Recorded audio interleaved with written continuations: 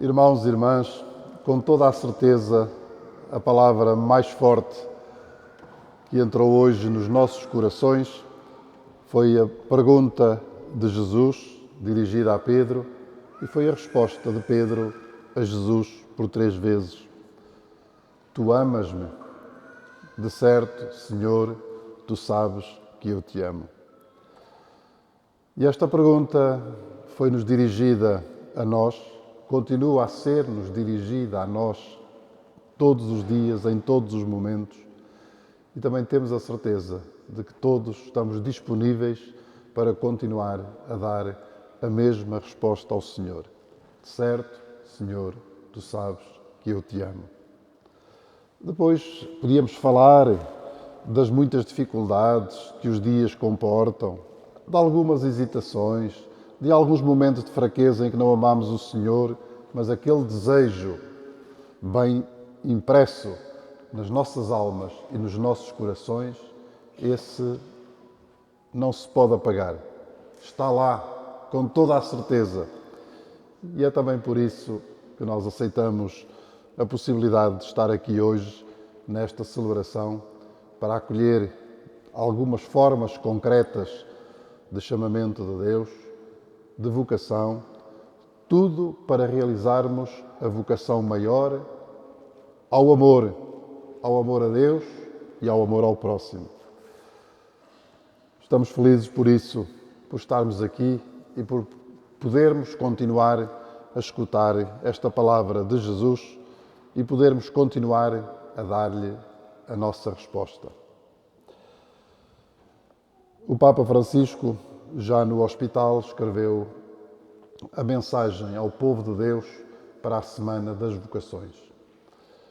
E naquela mensagem, entre outras coisas, eu vou-me cingir simplesmente a uma afirmação, disse que a vocação é o chamamento de Deus, ao qual nós respondemos saindo de nós próprios para irmos ao encontro dos outros, dos homens e mulheres, nossos irmãos, levar uma palavra, um gesto, uma atitude de consolação e de amor.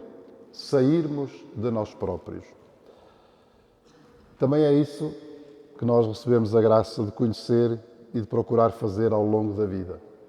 Cada um de nós podia ficar tranquilo na sua casa, nos seus afazeres, que são com certeza muitos, com as suas preocupações, as suas alegrias e dores, mas ficar ali, no seu reduto, a pensar em si, a olhar para si, ou quando muito para aquele pequenino círculo de pessoas que fazem parte da sua família, ali à sua volta, e pensar lá com os outros, olha, isso não é comigo. O que se passa com os outros, isso é lá com eles. Aquilo que se passa com a Igreja, com a sua missão, isso é lá com aqueles que têm essa responsabilidade.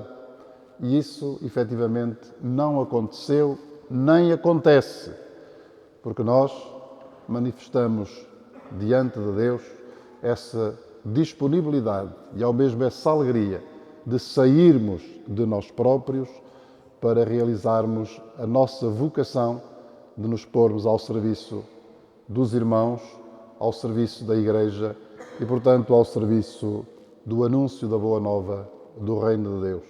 E isso só pode tornar-nos felizes e trazer-nos este sentido da realização. Nós hoje estamos a celebrar também o Dia da Mãe. E quando pensamos na mãe ou no pai, também passou há pouco tempo, mas independentemente de ser este dia, aquele ou aquele outro, a ideia que nós temos e o sentimento que nós temos acerca da palavra mãe e da palavra pai não é outro senão este de amor.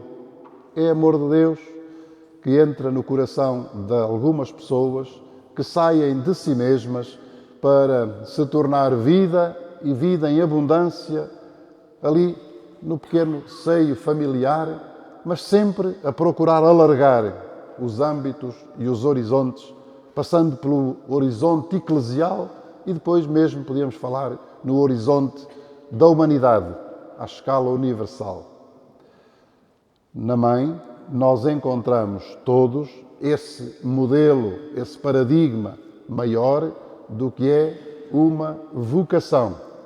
Ouvir a voz de Deus, interiorizá-la no coração que nos faz sair de nós mesmos, que as faz sair de si mesmas, para serem vida, para darem vida, para porem a vida totalmente ao serviço dos outros.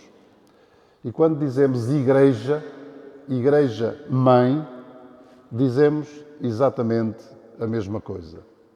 Dizemos este povo de Deus que é corpo de Cristo, animado pelo Espírito Santo, que também continua sempre a ouvir o chamamento e a ouvir a voz de Deus para sair de si mesma e se pôr ao serviço dos outros. De tal maneira que aquela palavra que o Papa Francisco também nos deixou com tanta insistência, da saída, de o ir ao encontro, do pôr-se a caminho, parafraseando com certeza as palavras de Jesus e as atitudes evangélicas, nos fazem compreender o verdadeiro sentido da vocação humana, da vocação cristã e das diferentes formas de realização da vocação que todos nós temos, enquanto pais e mães, enquanto esposos, enquanto famílias, enquanto pessoas que fazem parte de uma sociedade, de uma humanidade que precisa de servidores, e pensando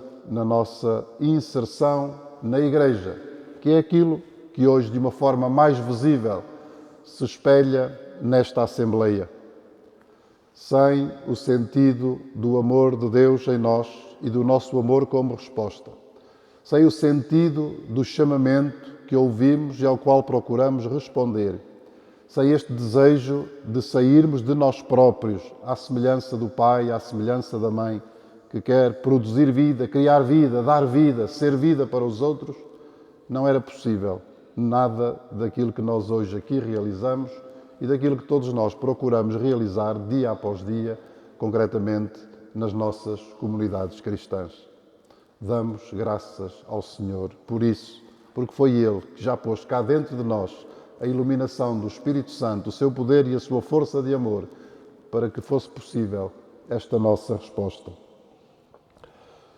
Nós hoje estamos por isso a celebrar, como é habitual na nossa Diocese, o dia em que são nomeados homens e mulheres para novos serviços dentro da Igreja e em que são instituídos homens e mulheres para outros serviços ou ministérios dentro da própria Igreja.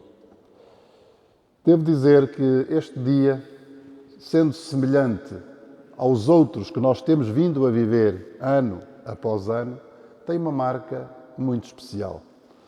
Porque pela primeira vez nós temos na nossa Igreja Diocesana, a partir de hoje, os diferentes serviços que a Igreja disponibiliza para os seus fiéis, em ordem à edificação do corpo de Cristo, mas também os diferentes ministérios. E hoje, pela primeira vez, passamos a ter na nossa Igreja Diocesana pessoas instituídas no ministério do catequista, no ministério do leitor, no ministério do acólito. Este trio, e neste caso aberto a homens e mulheres, uma vez que no passado o ministério de leitor e o ministério de acólito era reservado aos homens e como fazendo parte do percurso em direção à ordenação diaconal e presbiteral. E hoje temos, então, esta variedade. Não é simplesmente por ser uma novidade, por ser diferente em algum aspecto daquilo que era no passado, é porque nós todos queremos que seja o sinal maior de que Deus continua a amar esta Igreja Diocesana de Coimbra, que tem defeitos, tem problemas, mas tem muita graça, tem muita virtude e tem muita generosidade na pessoa dos seus presbíteros, dos seus diáconos, dos seus consagrados, dos seus leigos, homens e mulheres, que sustentam com a sua própria vida a vida das comunidades, procurando que o Evangelho chegue a todos, que o sentido da bondade e do amor de Deus seja acolhido por todos e que cada uma delas cresça na fidelidade, cresça na disponibilidade para servir a Deus e para servir a humanidade. São precisos, com certeza, mais homens e mulheres com este esta profundidade interior para dar continuidade ao projeto da Igreja. Somos nós e hão de ser muitos outros. São necessários mais homens para o presbiterado, para a vocação sacerdotal, que sabemos faz parte intrínseca daquilo que é a Igreja, da sua forma de ser e da sua forma de estar, por vontade do Senhor Jesus. Aqueles que são ligados, unidos a Cristo, cabeça e pastor da Igreja, para ser pastores ligados a Ele, pastores de todo o povo de Deus.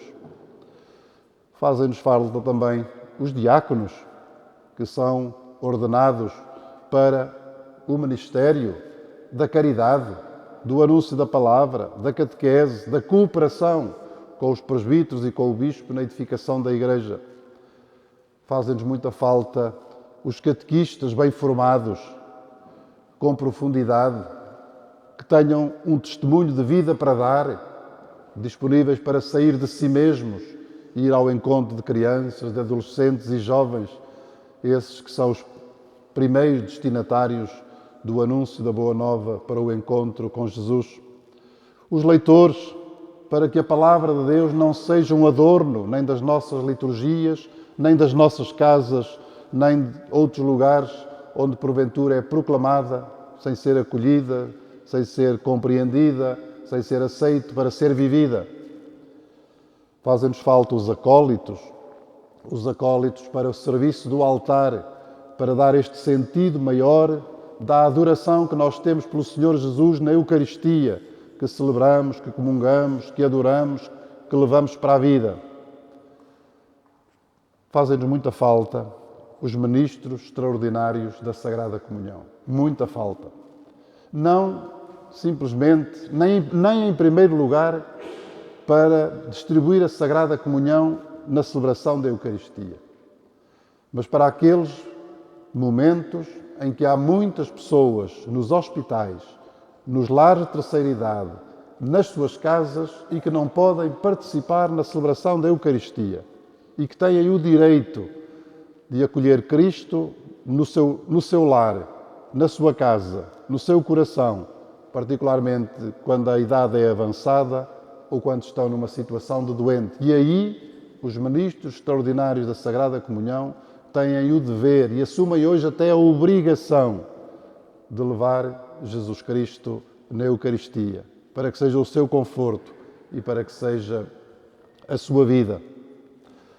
Também nos fazem falta os coordenadores das assembleias dominicais na ausência de presbítero, quando não é possível e é necessário, é conveniente, é útil que haja uma celebração dominical.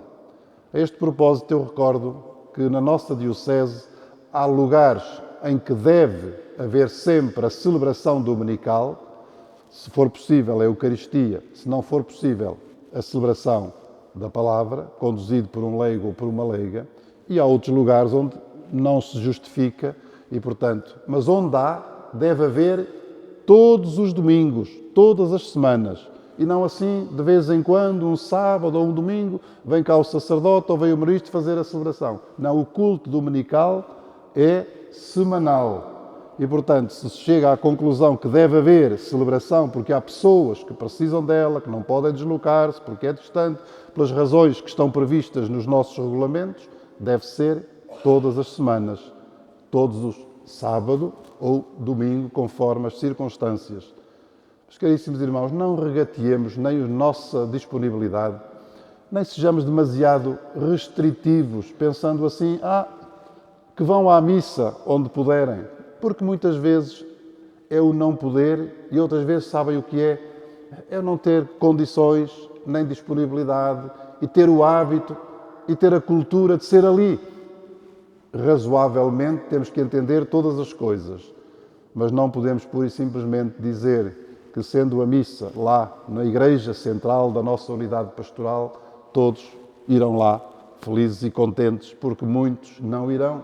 E quanto menos tivermos a ligação com as comunidades cristãs locais, mais as pessoas se afastam da vivência da fé. É o equilíbrio que eu tenho pedido insistentemente aos sacerdotes e concretamente nas suas reuniões de arciprestado, que ponderem juntamente com as equipas de animação pastoral e os conselhos pastorais, onde deve ou porventura não é necessário que haja a celebração dominical da Eucaristia ou da Palavra.